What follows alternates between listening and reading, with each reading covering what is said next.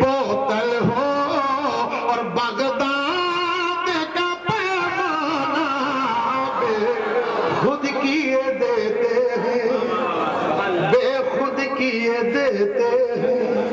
اس لیے پیارے پینے کی بات آئی تو یہ شعر آپ تک پہنچ گیا۔ اللہ تعالیٰ قبول فرمائے اور ہم سب کو صراط مستقیم پر چلنے کی توفیق رفیق عطا فرمائے۔ اس لیے پیارے اچھا میں نے سنایا تو پینے جام چلنے کا سلسلہ پھر شروع ہو گیا۔ اب جلدی سے پلا ڈالیے، اگر پلا رہے ہیں باتیں اگر تھوڑی دیر رک جاتے تو زیادہ اچھا رہتا۔ کچھ کام کی باتیں ہو رہی تھی، ہاں تھوڑی دیر اگر رک جاتے پیارے۔ ہاں یہ سب بتا چکے ہیں کہ ہم چائے کے لیے نہیں آئے، ہم تو روحانی غذا کے لیے آئے ہیں۔ سبحان اللہ۔ اور روحانی غذا میں جب انسان مست ہوتا ہے خدا کی قسم تو جسمانی غذا کا اس کو تصور نہیں رہ جاتا ہے۔ اس لیے پیارے تو مولائے کائنات شیر خدا بلایا صحابی کو کہا ادھر آئیے، آئے۔ کہا کہاں سے آ رہے ہیں؟ کہا نبی کے پاس سے آ رہا ہوں۔ کہا نبی کے پاس سے؟ کہا معلوم ہے تمہیں کچھ؟ کہا کیا؟ کہا نبی کے پاس جو ایک مرتبہ جاتا ہے وہ میرے پاس 2 مرتبہ آتا ہے۔ سیدھے سادے صحابی تھے، پہنچ گئے نبی کے پاس۔ میں صحابی کی بات کر رہا ہوں، سیدھے سادے صحابی۔ جب سمجھ جاؤ گے عظمت صحابی تو کبھی نہیں بنو گے بہت سمجھدار مجموعہ۔ سبحان اللہ۔ بات کہنی نہیں پڑتی، معاملہ کلیئر ہو جاتا ہے، بالکل لائن کلیئر ہے۔ بہرحال گاڑی چلانے میں کوئی ڈسٹرب نہیں ہو رہا ہے، کچھ بتانے میں کوئی تکلیف نہیں ہو رہی ہے، تو اسی لیے صحابی کی بات۔ تو صحابی نے پوچھا کہ نبی کے پاس میں گیا تھا، آپ کہتے ہیں کہ نبی کے پاس جو ایک مرتبہ جاتا ہے میرے پاس 2 مرتبہ؟ ہاں گئے نبی کے پاس، یا رسول اللہ کیا ہے؟ علی کہہ رہے ہیں جو آپ کے پاس 1 مرتبہ آتا ہے وہ میرے پاس 2 مرتبہ آتا ہے۔ کہا بولا علی کو۔ علی گئے، آقا فرماتے ہیں علی کیا تم نے ایسا کہا ہے کہ جو میرے پاس 1 مرتبہ آتا ہے وہ تمہارے پاس 2 مرتبہ آتا ہے؟ کہا یا رسول اللہ یہ میں نے نہیں کہا، یہ تو آپ ہی نے کہا ہے۔ کہا میں نے کہا ہے؟ کہا ہاں آپ ہی نے تو کہا ہے انا مدینۃ العلم وعلی بابھا، میں علم کا شہر ہوں، علی اس کے دروازہ ہے۔ تو جو علم شہر مصطفیٰ میں جاتا ہے وہ دروازے سے جاتا ہے، دروازے سے آتا ہے، شہر سے انداز گابانا بے خود کیے دیتے ہیں اتنا۔ ارے ہر آدمی کسی نہ کسی سے مرید ہے کہ نہیں؟ بولو بھائی۔ ایک آدمی سے میں نے پوچھا کسی سے مرید ہو؟ تو تھوڑی دیر سوچا اور کہا ہاں۔ میں نے کہا کس سے مرید ہو؟ کہا بغیر وضو کے نام نہیں بتاتا۔ میں نے کہا وضو کر کے؟ وضو کر کے آیا۔ میں نے کہا کس سے مرید ہے؟ کہا 2 رکعت نماز پڑھتا ہوں تب بتاتا ہوں۔ میں نے کہا 2 رکعت پڑھ لیا۔ میں نے کہا آپ بتا دو۔ سنت مجاہد اسلام خطیب الہند حضرت اللہ مولانا عبید اللہ خان مولانا کافی اور سبزی منڈی حضرت کرسی گھیر میں بالکل نہیں ہے۔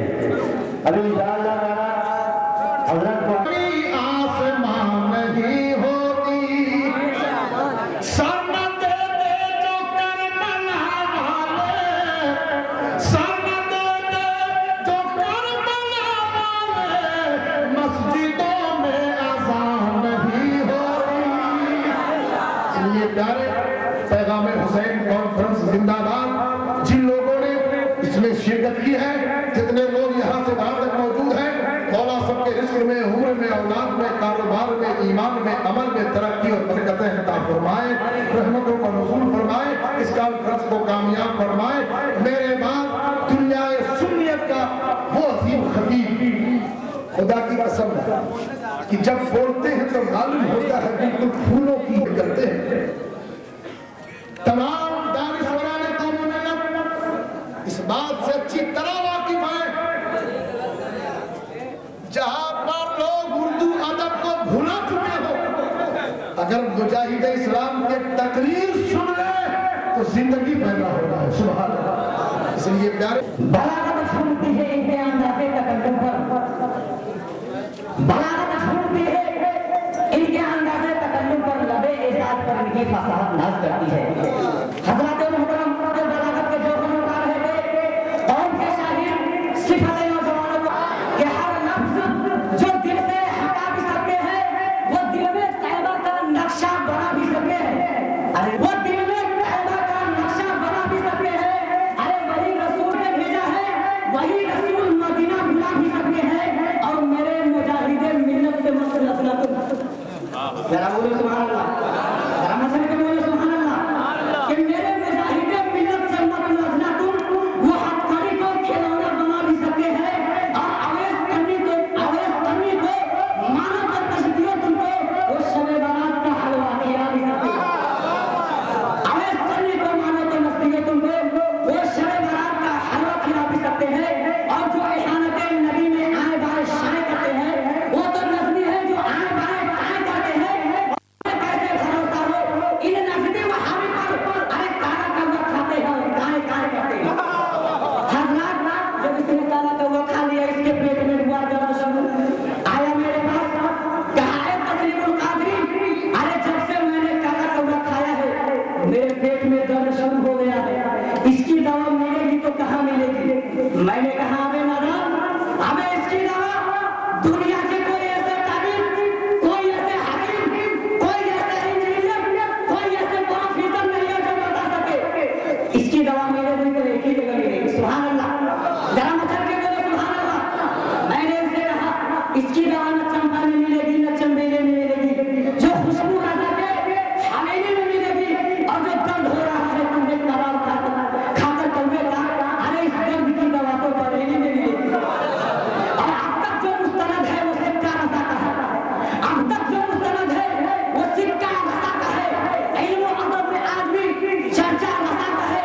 اور الفاظ ہیں کہ قیمتی موتی چلے ہوئے, ارے مصرا بتا رہا ہے کہ لہجہ, مصرا بتا رہا ہے کہ لہجہ رضا کا ہے.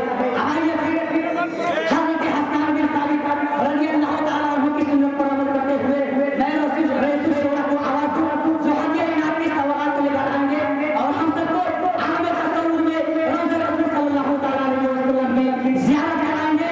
میں واسطہ شاہ بتاؤں بلبل باب مدینہ جناب نفس رفیق اور تصویر صاحب کو میں رونق اسٹیج کرنے جا رہا ہوں. وہ آئیں گے اور اپنی بہترین آواز سے آپ سامعینوں کو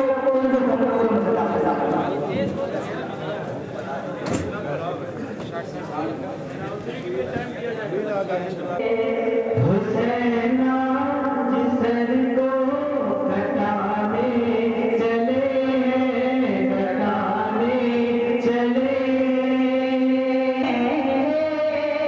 محمد پہ سب کچھ لٹانے چلے.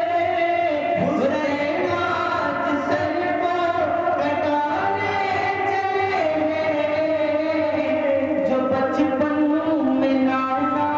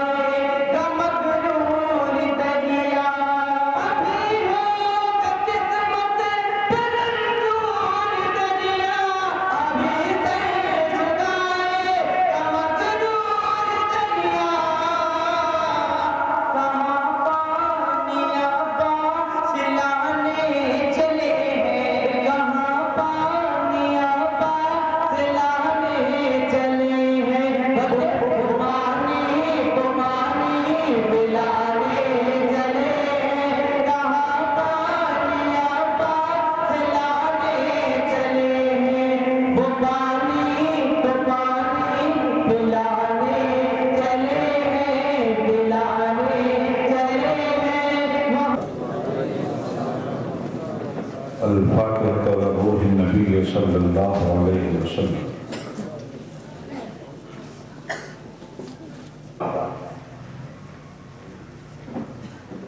الحمد لله وكفى وسلام على عباده الذين اصطفى. أما بعد، أعوذ بالله من الشيطان الرجيم. بسم الله الرحمن الرحيم.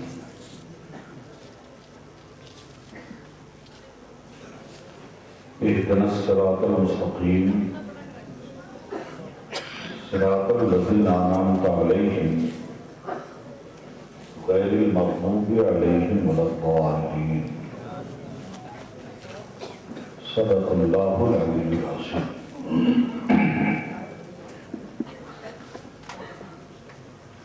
صدر اجلاس معزز علماء ملت اسلامیہ، شورائے اسلام، الہ آباد کی تاریخی سرزمین پر رہنے بسنے والے بزرگوں، ہموں اور ساتھیوں، اسلامی نوجوانوں، دینی نونہالوں، پردہ نشین ماں اور بہنوں، آئیے ہم اولاد انتہائی خلوص و احترام کے ساتھ گنبد خضرا کی جانب دو لگا کر اس بھیک دینے والے داتا واقع معلم کائنات، مالک شجاعت،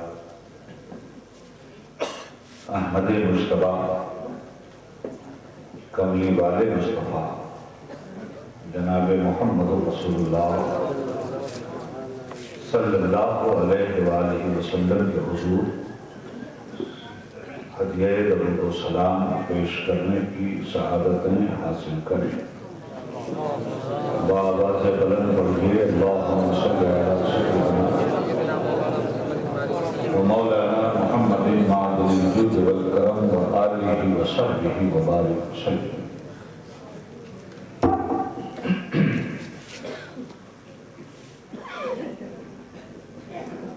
ذکر حسین کوچ و بازار میں کرو،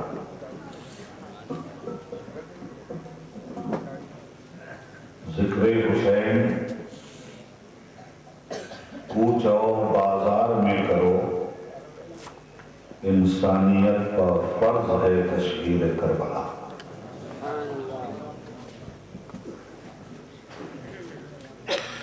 بس ایک نگاہ ناز کے اٹھنے کی دیر ہے،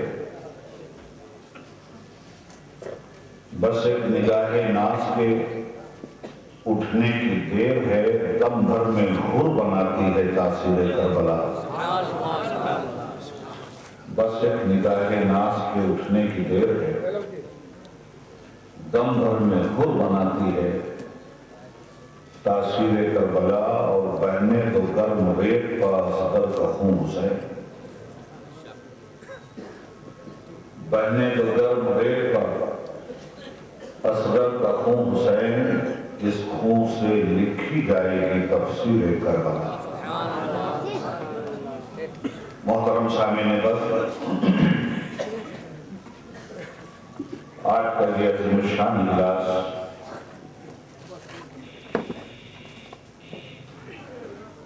نبی کونین کے شہزادے گرامی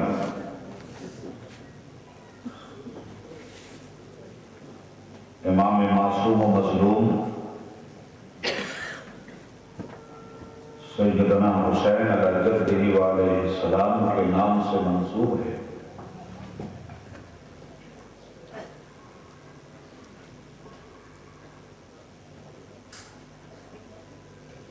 رات کا بڑا حصہ بیت چکا ہے اور شاقان اہل بیت امام پاک کی مقدس بارگاہ میں اپنا نذرانے عقیدت و محبت اب تک سماعت و خطابت کی منزل میں لیے ہوئے حاضر ہیں۔ یہ ہم تمام تر لوگوں کی مشترکہ سعادت ہے کہ ہم امام حریت کے نام اور کام دونوں سے مستفیض ہو رہے ہیں۔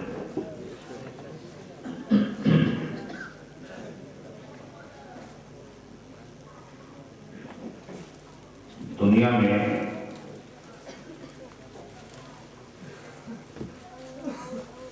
کوئی بڑا انسان جب کسی بڑے کام کو سر انجام دے لیتا ہے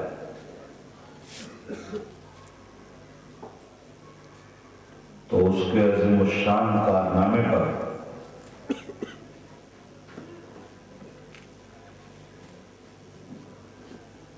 تاریخ اپنا کام کرنا شروع کرتی ہے۔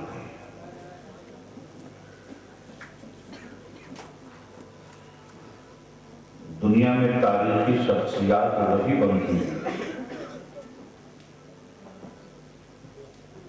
جنہوں نے انسانی سماج کے لیے اپنے نثار و عمل سے زندگی گزارنے کا ایسا کامیاب طریقہ نکال کر رکھ دیا ہوا جس کو انسانی معاشرہ اپنے لیے نمونہ اس کی روشنی میں آپ تک پہنچاؤں اور آپ سے میری مخلصانہ درخواست ہوگی کہ بغیر شور کے، بغیر ہاؤ بھو کے، بغیر نعرہ بازی کے میری باتوں کو سنجیدگی سے سننے کی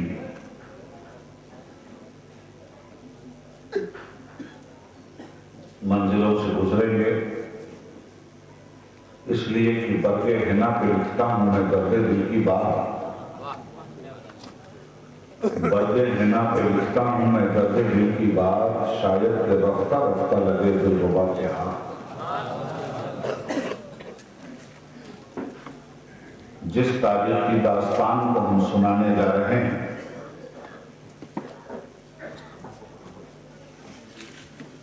یہ داستان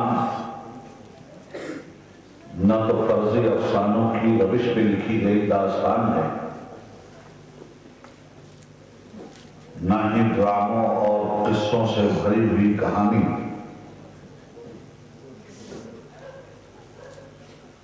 اس تاریخی داستان کا تعلق سیدھے سیدھے قرآن سے ہے، صاحب قرآن سے ہے، مسلمانوں کے قبلہ و کعبہ سے ہے اور قوم مومن کے دین و ایمان سے۔ اسی لیے ہندوستان کی سرزمین پر ہم اسلامیان ہند کو نعمت اسلام کی دولت سے مالا مال کرنے والے سلطان الہند امام الاولیاء حضرت خواجہ غریب نواز رحمۃ اللہ تعالی علیہ نے ارشاد فرمایا تھا کہ شاہ ہست حسین بادشاہ ہست حسین دین است حسین دین پناہ است حسین، سرداد نہ داد دست کر دست یزید، حقہ کی بنا لا الہ است حسین۔ اردو میں ترجمہ کروں، حسین شاہ ہیں شاہوں کے بادشاہ حسین، حسین دین ہے اور دین کی پناہ حسین، وہ سر دیے نہ دیے ہاتھ پر یزید کے ہاتھ، قسم خدا کی ہے بنیاد لا الہ حسین۔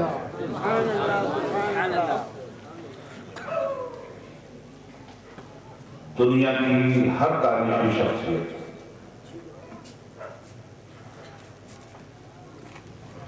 اپنے کارناموں کو انجام دینے کے بعد تاریخ میں جگہ پاتی ہے، مگر امام مظلوم علیہ السلام ایک ایسی تاریخی دستاویز ہے جن کے کارناموں کو سر انجام ہونے سے پہلے ہی تاریخ نے اپنے دامن میں ان کی زندگی کو سمو لیا۔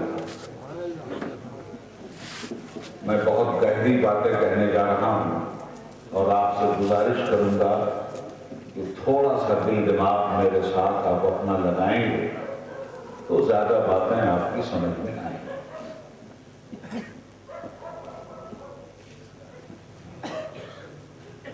دنیا میں قرآن کریم سے زیادہ مستند تاریخ کوئی دوسری نہیں، اس کے بعد حدیث مصطفیٰ سے زیادہ مستند کچھ بھی نہیں۔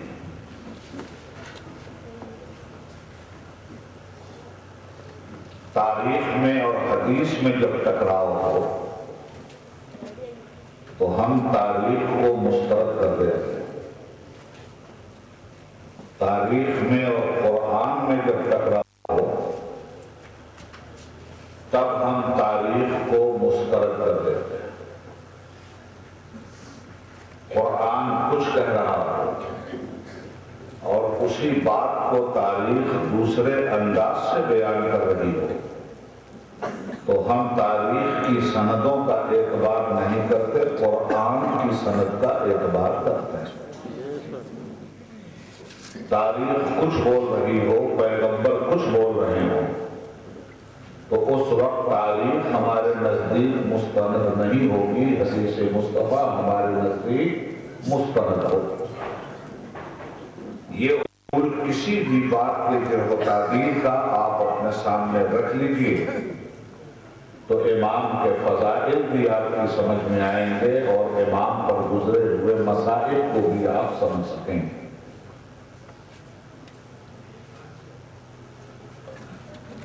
آج شہادت حسین پر طرح طرح کی بحثیں ہوتی ہیں۔ کچھ لوگ شہادت حسین کی عظمت کے قائل ہیں تو کچھ لوگ امام مظلوم کی شہادت پہ انگلی بھی اٹھا رہے ہیں۔ جو لوگ امام مظلوم کی شہادت پر انگشت نمائی کر رہے ہیں تاریخ ان کا بھی ساتھ دے رہی ہے۔ خوب غور سے سنیے گا بات، اور میرے خیال سے اگر پرسنٹیج پڑھے لکھے لوگوں کا ہوگا اور یقیناً ہے تو میں سمجھتا ہوں کہ آج کی اس گفتگو کے بعد آپ مجھے دعا دیتے ہوئے یہاں سے چاہیں گے۔ میں خالص ریسرچ کی باتیں کر کے گزرنا چاہوں گا، تحقیق کی باتیں کر کے گزرنا چاہوں گا، تقریر کی پوزیشن میں نہ رہ کر تحریر کی پوزیشن میں اپنے کو بھی لاؤں گا اور آپ کو۔ جو لوگ امام حسین کی شہادت کے قائل ہیں، جو لوگ امام حسین کی شہادت کو سیاسی بازیگری سے تعبیر کر رہے ہیں، جو لوگ امام حسین کی شہادت کو دو شہزادوں کی جنگ قرار دے رہے ہیں، جو لوگ امام حسین کی شہادت کو حکومت حاصل کرنے کی خواہش سے تعبیر کر رہے ہیں، ایسا نہیں ہے کہ ان کی پشت پہ تاریخ موجود نہیں، ان کی پشت پر بھی تاریخ موجود ہے اور تاریخ کے حوالے موجود ہیں، میں اس سے انکار نہیں کرتا۔ جو لوگ یزید کی صفائی دے رہے ہیں، ان کی صفائی کے پیچھے بھی تاریخ ان کی بیکنگ کر رہی ہے۔ جو لوگ یزید کو بے قصور ثابت کرنا چاہتے ہیں، وہ بھی اپنے اس دعوے کی دلیل تاریخی سے فراہم کر رہے ہیں۔ معلوم یہ ہوا کہ تاریخ کے دو رخ ہیں۔ تاریخ کا ایک وہ رخ ہے جو امام کی شہادت پہ انگلی اٹھاتا ہے، اور تاریخ کا دوسرا رخ وہ ہے جو امام کی شہادت کو مستند قرار دیتا ہے۔ تاریخ کا ایک رخ وہ ہے جو یزید کی صفائی پیش کرتا ہے، اور تاریخ کا دوسرا رخ وہ ہے جو یزید کو ظالم کی حیثیت سے ہمارے سامنے رکھتا ہے۔ ہم تاریخ کے ان ہر دو رخ کا موازنہ بھی کریں گے اور جائزہ بھی لیں گے تاکہ ذہن انسانی صاف ہو سکے۔ امام حسین کی شہادت کی مخالفت میں بھی بہت ساری کتابیں لکھی جا چکی ہیں، اور اس دور حاضر کی سب سے زیادہ انسانی سماج میں شورش پیدا کرنے والی کتاب کا نام ہے خلافت معاویہ یزید، مصنف محمود احمد عباسی آف پاکستان۔ ان حضرات نے بھی تاریخ کے حوالے سے یزید کو جنتی تک ہونا ثابت کیا۔ تو ہم تصویر کا دوسرا رخ بھی اس شاقان اہل بیت کو دکھا دینا چاہتے ہیں کہ مسلمانوں ہی کے درمیان ایک یزیدی امت موجود ہے جو یزید کی حمایت میں امام حسین کی شہادت کو بیکار اور عقل و علم سے بیگانہ قرار دینے کی ناپاک کوششوں میں مصروف ہے۔ ایسی صورت میں ہم تجزیہ کریں گے تاریخی اعتبار سے کہ سچ کیا ہے اور غلط کیا ہے، اور ہم عاشقوں کے لیے تو اور زیادہ ضروری ہو جاتا ہے جنہوں نے 1400 سال کے عرصے میں امام مظلوم کے درد پر، ان کی کراہ پر، ان کی ٹیس پر، ان کی تکلیف پر، ان کے صبر پر، ان کے ایثار پر، ان کی قربانی پر، ان کی خدا پرستی پر، ان کی مظلومیت پر اتنے آنسو بہا دیے ہیں جن آنسوؤں کے مقابلے میں دریائے فرات کچھ بھی نہیں بیچتا۔ تو ایسی صورت میں کیا ہمارے وہ سارے آنسو ضائع ہو جائیں گے اور تاریخ ہمارے آنسوؤں کو فراڈ قرار دے گی اور امام حسین کی قربانی کو تاریخ افسانے سے تعبیر کرے گی؟ اگر ہم نے ایسی تاریخ کا تجزیہ نہیں کیا اور ایسی تاریخ کو گرفتار نہیں کیا، ایسی تاریخ کو جھوٹوں کے کٹگرے میں کھڑا نہیں کیا، تو ہم شہادت حسینی کا حق ادا کرنے سے محروم رہ جائیں گے۔ اس لیے ضروری ہے کہ ہم دو طرفہ تاریخ کے آئینے میں تصویریں دیکھیں، اور ظالموں نے اتنا ہی نہیں کیا ہے کہ تاریخ کے حوالے سے یزید کو جنتی ثابت کریں، انہوں نے تاریخ ہی کا سہارا نہیں لیا ہے، حدیث کا بھی سہارا لیا ہے، اور حدیث کے ذریعے بھی یہ ثابت کرنے کی کوشش کی ہے کہ یزید جنتی ہے۔ اب ایسی صورت میں مجھے آپ بتاؤ کہ ہمارے جلسوں میں اس تاریخی تجزیہ نگاری کے ساتھ کتنی گفتگو ہوتی، اور جو پڑھے لکھے لوگوں کو ورگلایا جاتا ہے، انٹلیکچوئل ذہن کو گمراہ کیا جاتا ہے، اور جو انٹلیکچوئل ذہن ایک طرفہ باتیں سن کر کے راہ حق سے ہٹ جاتا ہے، اس انٹلیکچوئل ذہن کو مسلمان بنانے کی کوششیں کرنا ضروری نہیں۔ اسی لیے میں نے سورہ فاتحہ کی 3 آیتوں کو پڑھنے کا شرف حاصل کیا۔ پروردگار فرماتا ہے اہدنا الصراط المستقیم، اے مسلمانوں ہم سے اس طرح دعا مانگا کرو کہ اے رب العالمین ہمیں سیدھے راستے پہ چلا دے۔ اب جب قرآن کریم ہی سے سیدھا راستہ ہم مانگتے ہیں تو قرآن کی آیتوں کا مفہوم اس طرح سے بیان کیا جاتا ہے کہ کوئی مفسر اس آیت کی تفسیر کچھ کرتا ہے، کوئی مفسر اس آیت کی تفسیر کچھ کرتا ہے۔ قرآن ایک ہی ہے، معنی الگ الگ طریقے سے بیان کیا جاتا ہے۔ آیت ایک ہی ہے، معنی الگ طرح سے مفہوم کی شکل میں انسانی ذہنوں میں اتارا جاتا ہے۔ اسی لیے قرآن کریم کہتا ہے یضل بہ کثیرا ویہدی بہ کثیرا، یہی وہ قرآن ہے جس کے ذریعے لوگ قرآن بھی ہوتے ہیں، اور یہی وہ قرآن ہے جس کے ذریعے لوگ ہدایت بھی پاتے ہیں۔ ایسے صورت میں سوچنا ضروری ہے۔ قرآن نے کہہ تو دیا کہ تم ہم سے دعا کرو کہ اے اللہ ہم کو سیدھے راستے پہ چلا، تو قرآن کریم کی اس آیت کا جیسا جیسا لوگ مفہوم اخذ کریں گے اور جس مفہوم کو جو لوگ جس انداز میں تسلیم کریں گے اسی انداز میں وہ راستہ بھی تلاش کریں گے۔ اسی لیے پروردگار عالم نے قرآن کریم کی صرف آیتیں نہیں بھیجی، اگر وہ چاہتا تو ہر مسلمان کے سرہانے اور ہر انسان کے سرہانے روزانہ آیتیں لوگوں کی کے نیچے آتی رہتی ہیں اور روزانہ لوگوں کو پتا چلتا رہتا کہ حق کیا ہے اور باطل کیا ہے۔ روز پتا چلتا رہتا کہ سیدھا راستہ کون سا ہے اور خراب راستہ کون سا ہے۔ اللہ تعالیٰ کے لیے بھی کچھ بھی ناممکن نہیں ہے۔ اللہ تعالیٰ اگر چاہتا تو ہر آدمی کے سرہانے روزانہ آیتیں رہتی، روزانہ آیتیں اترتی اور روزانہ پیغام زندگی انسان کو ملتا، مگر پروردگار نے ایسا نہیں کیا۔ صرف آیتوں کے ذریعے انسان کو رہنمائی کا نور نہیں مل سکتا، اس لیے کہ انسان کی عقل بڑی عیار ہے۔ آیتوں کا جو مفہوم پروردگار نے طے کیا ہے، ضروری نہیں کہ انسانی عقل بھی آیتوں کا وہی مفہوم طے کرے۔ اس لیے ضروری تھا کہ یہ جانا جائے کہ پروردگار عالم نے آیات ربانی کا مفہوم کس طرح طے کیا ہے، اور یہ کیسے سند ہمیں ملی کہ آیات ربانی کا مفہوم یہ ہے۔ اس بات کو اچھی طرح سے ذہن میں آپ رکھ لیجیے۔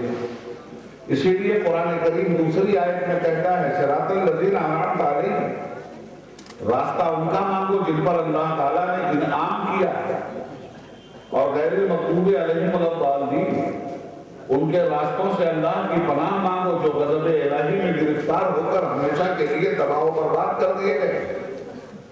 پتہ یہ چلا کہ کچھ لوگ ایسے ہیں جن پر غضب جبار ہوا ہے اور وہ مستحق نار ہو گئے، اور کچھ لوگ ایسے ہیں جن پر انعام پروردگار ہوا ہے اور وہ ہمیشہ کے لیے سرفراز ہو گئے۔ تو ایسے لوگوں کو نگاہ میں رکھ کر کے ہی ہم نمونہ بنا سکتے ہیں اپنے لیے رشد و ہدایت کا۔ معلوم یہ ہوا کہ انسانوں کی شکل میں پروردگار نے ہمارے لیے نمونے بھی رکھ دیے کہ سیدھے راستے پہ چلنے کے لیے ہم نمونہ کہاں سے لائیں۔ کون لوگ ہیں جن پر اللہ رب العزت نے انعام فرمایا؟ تو پروردگار فرماتا ہے فَأُولَٰئِكَ الَّذِينَ أَنْعَمَ اللَّهُ عَلَيْهِمْ مِنَ النَّبِيِّينَ وَالصِّدِّيقِينَ وَالشُّهَدَاءِ وَالصَّالِحِينَ وَحَسُنَ أُولَٰئِكَ رَفِيقًا۔ اے مسلمانوں تم ان کے ساتھ ہو جاؤ جن پر اللہ نے انعام کیا۔ رب العالمین کہتا ہے ساتھ چلو جن پر اللہ نے انعام کیا۔ پتہ یہ چلا کہ جو انعام والی جماعتیں، اگر ان جماعتوں کو ہم نے پہچان لیا تو ہمیں زیادہ کھوج بین کی ضرورت نہیں ہے۔ وہ جیسے چلے ہیں ویسے ہی چلنا، یہی صراط مستقیم ہے۔ انہوں نے جیسے عمل کیا ہے ویسے ہی عمل کرنا، یہی صراط مستقیم ہے۔ اولئک الذین انعم اللہ علیہم من النبیین والصدیقین والشہداء والصالحین وحسن اولئک رفیقا۔ تم صاحب انعام بنا دیے جاؤ گے، چلو صاحبان انعام کے ساتھ۔ تو انعام جن حضرات پر ہوا ہے، جس سوسائٹی پر ہوا ہے، جس جماعت پر ہوا ہے، جس گروہ پر ہوا ہے، قرآن کریم نے اسے 4 طبقوں میں تقسیم کیا۔ ایک طبقہ نبیوں کا ہے، دوسرا طبقہ صدیقین کا ہے، تیسرا طبقہ صالحین کا ہے، چوتھا طبقہ شہداء کا ہے۔ شہیدوں کی راہ صراط مستقیم ہے، صدیقین کی راہ صراط مستقیم ہے، انبیاء و مرسلین کی راہ صراط مستقیم ہے، صالحین کی راہ صراط مستقیم ہے۔ معلوم یہ ہوا کہ ان کے راستے سے الگ ہٹ کر اگر کسی نے اپنا راستہ طے کیا تو وہ غیر المغضوب علیہم ولا الضالین میں شامل ہے۔ اب نبیوں کا راستہ کیا ہے، صدیقین کا راستہ کیا ہے، شہداء کا راستہ کیا ہے، صالحین کا راستہ کیا ہے؟ اور جب راستہ طے ہو جائے تو کربلا میں پھر یہ بھی طے کر لیا جائے گا کہ حسین نبیوں کے راستے پہ تھے یا نہیں، حسین شہداء کے راستے پہ تھے یا نہیں، حسین صدیقین کے راستے پہ تھے یا نہیں، حسین صالحین کے راستے پہ تھے یا نہیں، اور وہیں سے یہ بھی طے ہو جائے گا کہ یزید نبیوں کے راستے پہ تھا یا نہیں، یزید شہیدوں کے راستے پہ تھا یا نہیں، یزید صدیقین کے راستے پہ تھا یا نہیں، یزید صالحین کے راستے پہ تھا یا نہیں۔ جب وہاں سے طے ہو جائے گا اور معیار قرآن و سنت قرار پائیں گے، اس کے بعد اس جھوٹی تاریخ کا کوئی اعتبار اور اعتبار نہیں رہے گا، جس سے سند حاصل کرتے ہوئے یزید پلید کے لیے صفائی کا کوئی راستہ تلاش کیا جائے۔ برگے ہنا پہ لکھتا ہوں میں درد دل کی بات، شاید کہ رفتہ رفتہ لگے دل ربا کے ہاتھ۔ تو سب سے پہلے تاریخ کے ذریعے ہم معلوم کیا کرنا چاہتے ہیں؟ ہم تاریخ کے ذریعے سچائی معلوم کرنا چاہتے ہیں۔ تاریخ ہمیں سچائی کا کیریکٹر دیتی ہے، تاریخ ہمیں سچے واقعات کی تہ تک پہنچاتی ہے، اور جب ہم سچے واقعات کی تہ تک پہنچ جاتے ہیں تو تاریخ کے اس سچے واقعے کے ساتھ چلیں یا اس کی مخالفت میں چلیں یہ ہمارا اختیار ہے۔ تو سب سے پہلے سچے راستے تک چلنا ضروری ہے، اور سچوں میں سب سے بڑے نمونے کا نام نبی، اس کے بعد سچوں میں سب سے بڑے نمونے کا نام صدیق ہے، اس کے بعد سچوں میں سب سے بڑے نمونے کا نام شہید ہے، اس کے بعد سچوں میں سب سے بڑے نمونے کا نام صالحین ہے۔ تو جب نبی موجود ہیں تو پہلے نبی ہی سے ہم سچائی تلاش کریں گے۔ اور نبی ایک بات اور بتا دوں، نبی بھی ہے، نبی صدیق بھی ہے، نبی شہید بھی ہے، اور نبی صالح بھی ہے۔ اس لیے اب نبی ہمیں تاریخی سچائیاں مل جائیں گی، نبوت کی بنیاد پر بھی، صداقت کی بنیاد پر بھی، صالحیت کی بنیاد پر بھی، اور شہادت کی بنیاد پر بھی، اور قرآن کریم جس میں قرآن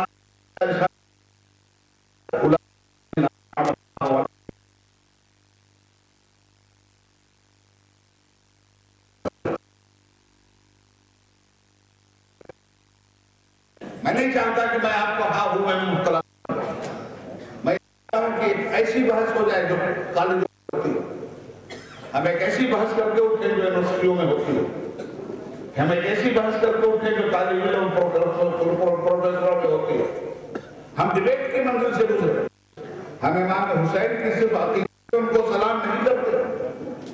ایک چیز یہ ہوتی ہے کہ آدمی کو کسی سے محبت ہے اور اس کو سلام کر رہا ہے، اور کسی سے نفرت ہے اس لیے اس کے خلاف بول رہا ہے۔ امام حسین کے ساتھ صرف ہمارا رابطہ اور رشتہ محبت یہ نہیں ہے کہ وہ نبی کے نواسے ہیں اس لیے ہم انہیں سلام کر رہے ہیں، وہ فاطمہ زہرا کے لاڈلے ہیں اس لیے ہم انہیں سلام کر رہے ہیں، وہ علی کے لقب جگر ہیں اس لیے ہم انہیں سلام کر رہے ہیں، وہ صحابہ کے نور نظر ہیں اس لیے ہم انہیں سلام کر رہے ہیں، وہ اہل بیت کے سردار ہیں اس لیے ہم انہیں سلام کر رہے ہیں، نہیں وہ عکس نبوت ہیں اس لیے ہم انہیں سلام کر رہے ہیں، اسی کے ساتھ وہ عکس صدیقیت ہے اس لیے ہم انہیں سلام کر رہے ہیں، اسی کے ساتھ وہ عکس شہادت ہے اس لیے ہم انہیں سلام کر رہے ہیں، اسی کے ساتھ وہ عکس صالحیت ہے اس لیے ہم انہیں سلام کر رہے ہیں۔ تو تاریخ طے کرے گی کہ حسین کیا ہے، اور تاریخ طے کرے گی کہ یزید کیا ہے، تاریخ طے کرے گی کہ حق حسین کے ساتھ ہے یا یزید کے ساتھ، یہ تو تاریخ کا کام ہے۔ مگر تاریخ سے آگے کی منزل حدیث کی، اور حدیث سے آگے کی منزل قرآن کی، تو پہلے ہم قرآن سے تاریخی جائزہ لیں گے۔ اسی لیے میں نے کہا تھا کہ حسین کا رشتہ صرف تاریخ سے نہیں ہے، حسین کا رشتہ قرآن سے، حسین کا رشتہ حدیث سے بھی ہے، حسین کا رشتہ تاریخ سے بھی ہے۔ تاریخ جہاں جہاں دھوکہ دینے کی کوشش کرے گی قرآن سامنے آ جائے گا، حدیث سامنے آ جائے گی، اور جب حدیث سامنے آئے گی تو تاریخ بے وزن ہو جائے گی، جب قرآن کی آیت سامنے آئے گی تاریخ بے وزن ہو جائے گی۔ اب اس منزل میں ذرا سا سمجھیے کہ حسین کیا،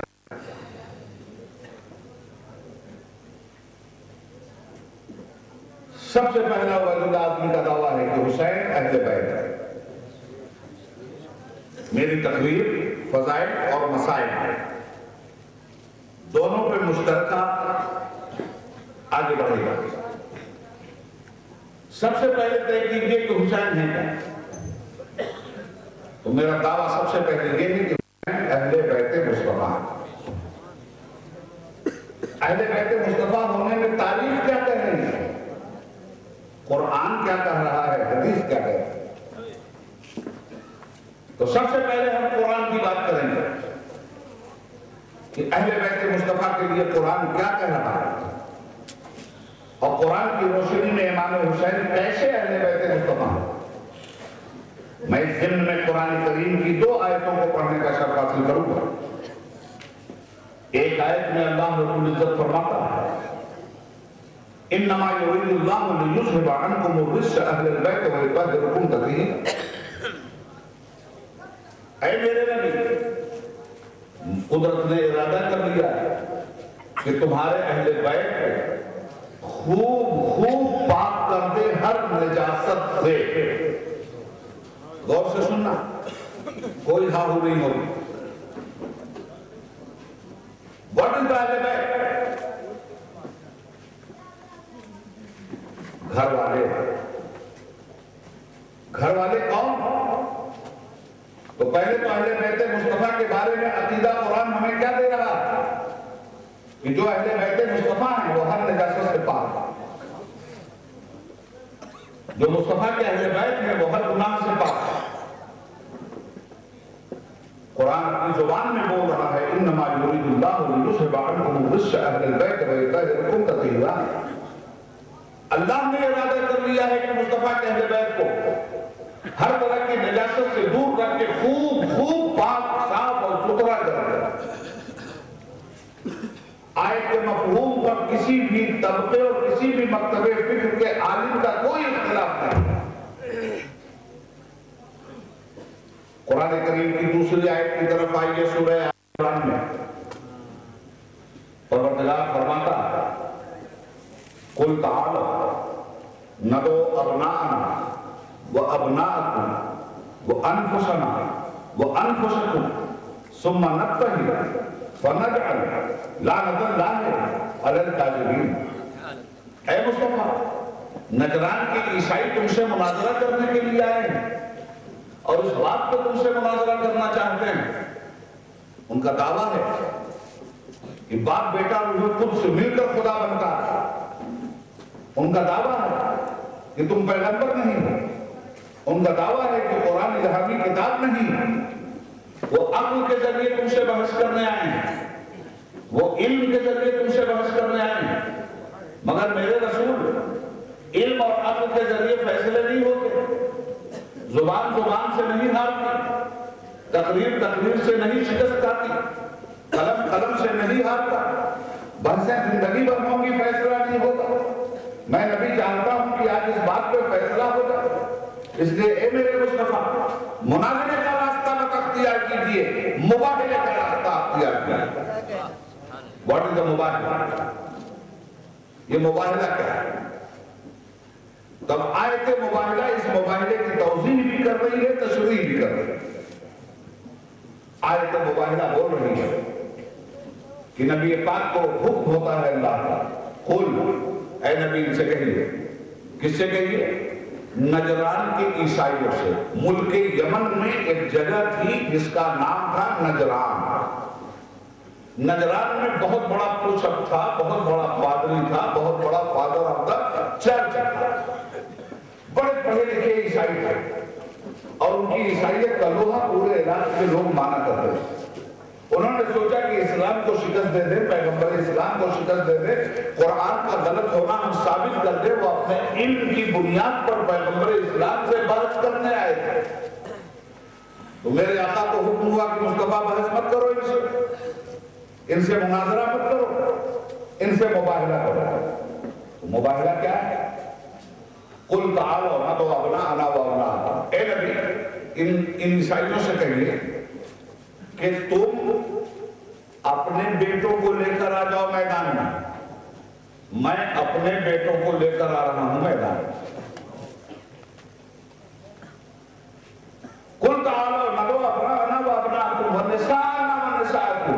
اور اے نبی عیسائیوں سے کہیں کہ تم اپنی عورتوں کو لے کے آ جاؤ میدان میں اپنی عورتوں کو لے کے آ رہا ہوں میدان. وَأَنفُسَنَا وَأَنفُسَكُمْ. اے نبی عیسائیوں سے کہیے کہ تم اپنی جانوں کو لے کے آ جاؤ میدان میں اپنی جانوں کو لے کے آ رہا ہوں میدان. اس کے بعد کیا ہوگا؟ ثُمَّ نَبْتَهِلْ فَنَجْعَلْ لَعْنَةَ اللَّهِ عَلَى الْكَاذِبِينَ.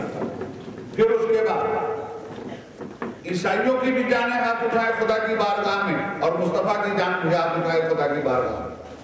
عیسائیوں کی عورتیں بھی ہاتھ اٹھائے خدا کی بارگاہ میں اور مصطفیٰ کے ذریعے آئی ہوئی عورتیں بھی ہاتھ اٹھائے خدا کی بارگاہ میں.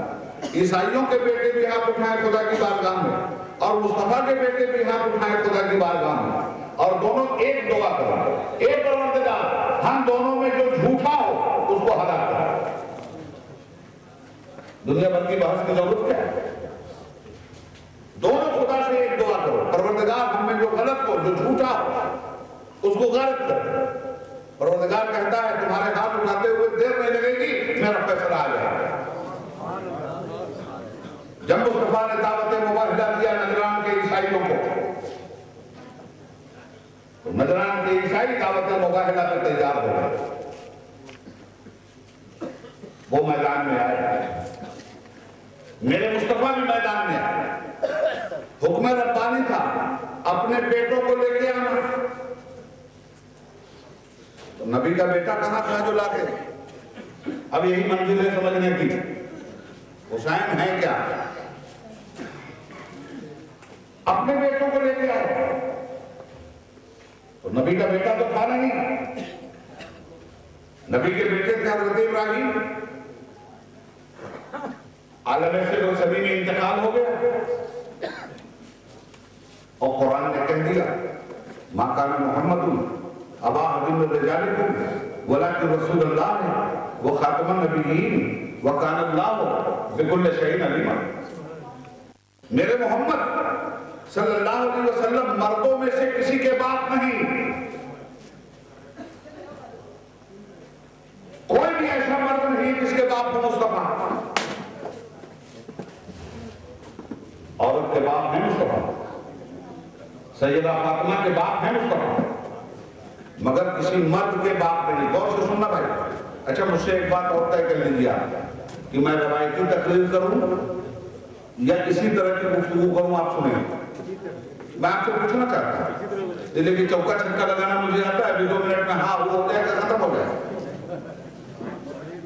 بلکہ ہنا کو لکھتا ہوں میں درد دل کی بات شاید کہ رفتہ رفتہ لگے دلوں باتیں. آپ بھی محنت کرو میں بھی محنت کروں. آپ بھی سچائی تک پہنچو میں بھی سچائی تک پہنچاتا ہوں. حضرات مصطفیٰ جب کسی مرد کے باپ ہی نہیں ہے تو ایک بحث یہاں بھی ہو جائے کہ ان کو کسی مرد کا باپ سلبی اولاد بیٹے کی شکل میں کیوں نہیں زندہ رہنا دیا؟ تو اللہ مگر اٹھا لیا. کیوں اٹھا لیا؟ اس لیے کہ مصطفیٰ جان رحمت صلی اللہ علیہ وآلہ وسلم کی حیثیت جامع النعم کی ہے. ہر نعمت کے جامع کا نام ہے محمد. ہر کمال کی تکمیل کا نام ہے محمد. ہر فضل و احسان کے عروج کا نام ہے محمد. محمد وہ خطاب قوم کا کبرائے پیشانی ہے. محمد وہ حرم قدس کا شمع شبستانی. وہ امی جس کے آگے عقل کل دفلے دبستانی. وہ ناطق جس کے آگے مہر بلد بلبل صدرا. وہ امی جس کے آگے عقل کل دفلے دبستانی. ہر نعمت کے جامع ہے مصطفیٰ. ہر کمال کے جامع ہے مصطفیٰ. ہر فضیلت کے جامع ہے مصطفیٰ. ہر عزت کے جامع ہے مصطفیٰ.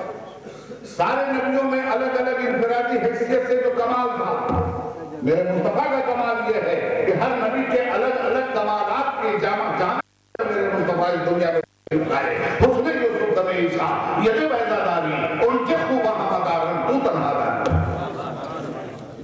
امام عشق محبت اعلیٰ حضرت فاضل بریلوی رحمۃ اللہ تعالیٰ علیہ گویا ہوتے ہیں یہی بولے سدرا والے چمنے جہاں کے کھالے سبھی میں نے چھان ڈالے تیرے پائے میں نہ پایا تجھے ایک بنایا تجھے حمد ہے خدایا تجھے حمد ہے خدایا حضرت جانی بات رہبار میں رسالت پہ چہچہا اٹھتے ہیں بلبلے والے مدینہ بن گئے آقا کہا کرنا مہرے پتا مرزیدان بسیار بندان لیکن تو چیزیں دی گئی یہ ہیں میرے مصطفیٰ مردوں میں کسی کے باپ نہیں بیٹا کیوں اٹھا لیا گیا اولاد نرینہ کیوں نہیں رہی مصلحت کیا تھی اگر اولاد زندہ رہتی اور نبی نہ ہوتی اور سابقہ نبیوں کا کمال یہ تھا کہ وہ بھی نبی تھے ان کی اولاد بھی نبی اس کی اولاد بھی نبی اولادوں میں درجنوں نبی تو انفرادی حیثیت سے یہاں دوسرے نبیوں کی حیثیت ہمارے مصطفیٰ سے اونچی ہوتی کہ مصطفیٰ کی اولاد تو نبی نہ بن سکی مگر جناب ابراہیم کی اولاد نبی تھی جناب یعقوب کی اولاد نبی تھی جناب داؤد کی اولاد نبی تھی تو ایسی صورت میں جناب داؤد حضور سے افضل ایسی صورت میں جناب یعقوب حضور سے افضل ایسی صورت میں جناب ابراہیم حضور سے افضل اس لیے کہ یہ وہ انبیاء و مرسلین ہیں جو خود بھی نبی تھے اور ان کی اولاد بھی نبی تو مصطفیٰ کی اولاد اگر زندہ رہتی اور نبی نہ بن پاتی تو اس حیثیت سے مصطفیٰ سب سے افضل نہیں قرار دیے جا سکتے تھے اور مصطفیٰ کی اولاد رہتی اور نبی نہ بن پاتی تو مصطفیٰ افضل نہیں قرار دیے جاتے اور اگر نبی بنا دی جاتی تو مصطفیٰ خاتم النبیین نہ ہوتے اس لیے سب سے افضل رکھنے کے لیے یہ نقطہ رکھا گیا کہ اولاد نرینہ اٹھا لی گئی اور قرآن کریم اس میں مہر لگاتا ہے ما کان محمد ابا احد من رجالکم ولکن رسول اللہ وخاتم النبیین وکان اللہ بکل شیء علیم حضرات گرامی غور سے سنیے گا میں ایک ایک لفظ پڑھا کے نہیں جانا چاہتا پلا کے جانا چاہتا تو حضور کی تو کوئی اولاد نہیں تھی بیٹے کی شکل میں تو قرآن کریم ہی حضور سے کیوں کہہ رہا ہے قل تعالیٰ ندعو ابناءنا و ابناءکم اے نبی ان عیسائیوں سے کہیے تم اپنے بیٹوں کو لاؤ محمد اپنے بیٹوں کو لا رہا بیٹے تھے کہاں کے لائے جاتے ہیں کن بیٹوں کو لے کے گئے تھے مصطفیٰ اسی لیے اس بات کو یاد رکھنا کہ رسول پاک صلی اللہ علیہ وآلہ وسلم امام حسن مجتبی اور امام حسین علی جدہ وعلیہ السلام کو صرف اپنا نواسا نہیں کہتے تھے اپنا بیٹا کہتے تھے اس کو ذہن رکھنا میرے آقا کی حدیث میری بیٹی فاطمہ کے لیے دونوں بیٹے میری بیٹی کے بھی بیٹے ہیں اور میرے بھی بیٹے ہیں حضور کی تاریخ نبوت بولتی ہے کہ اللہ کے نبی نے کبھی انہیں نواسا کہہ کے نہیں پکارا ہمیشہ اپنا بیٹا کہہ کے پکارا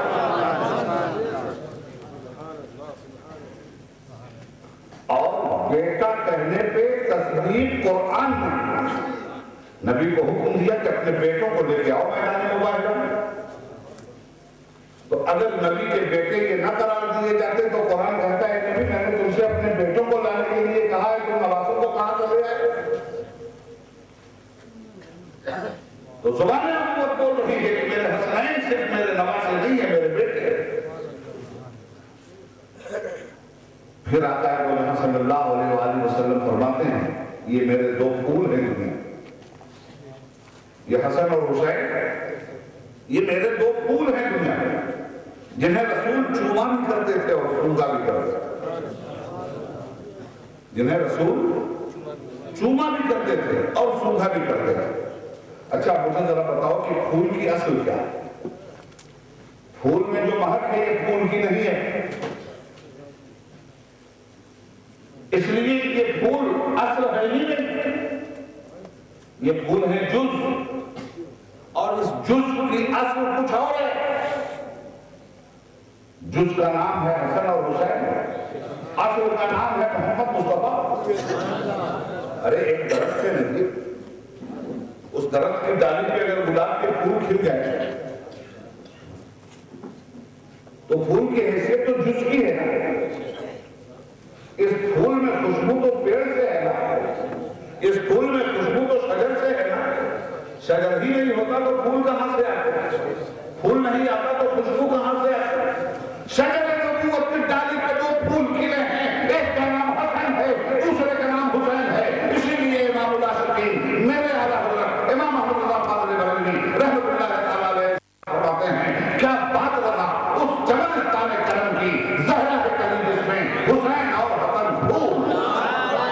سبحان اللہ۔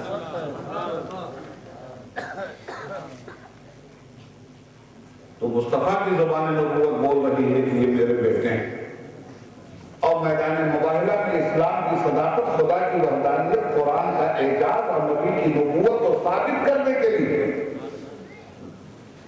جو قرآنی گواہ ہے، جو نبوت کے گواہ ہے، جو وحدانیت کے گواہ ہے، ان کے حرم دیکھو،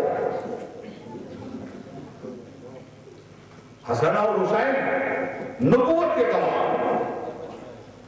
حسن اور حسین وحدانیت کے گواہ، حسن اور حسین قرآن کی صداقت کے گواہ، ڈاکٹر ذاکر حسین یزید کے گواہ، ڈاکٹر ذاکر نائک یزید کے گواہ۔ بڑا فرق ہے نا بھائی، قوم کس کا گواہ ہوتا ہے؟ ارے تو گڑیا کے گواہ بن جاؤ اور گاندھی جی کے گواہ بن جاؤ تو فرق ہوگا کہ نہیں؟